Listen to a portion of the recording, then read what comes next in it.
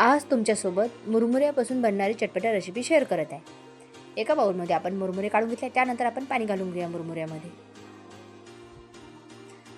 पाणी घालून घेतलं आहे. आता त्याला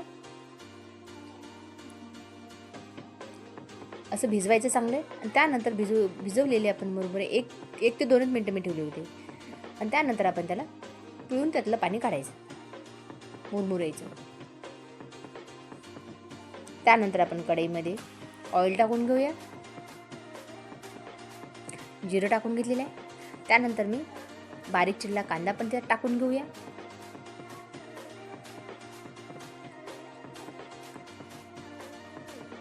त्यानंतर आपण टमाटा पण कट केलेला आहे. त्याला पण चांगलं ऑइलमध्ये फ्राय करून घेऊया. मग त्यानंतर आपण थोडेसे शेंगदाणे टाकलेले आहे. त्यानंतर तिखट पावडर पण टाकून घेतलेलं आहे. मी हिरवी मिरची राहिली होती ती पण बारीक चिरली ती पण टाकून घेतली आहे. त्यानंतर मी हळदी पावडर टाकून घेतलं आहे. त्यानंतर आपण पिळून घेतलेले मुरमुरे ते टाकून घ्यायचे आहे.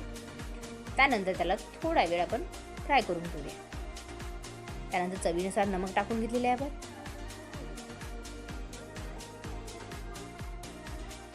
त्यानंतर आपण लिंबाचा रस घालून घ्यायचा, म्हणजे खायला खट्टा मिठा मस्त लागते आहे.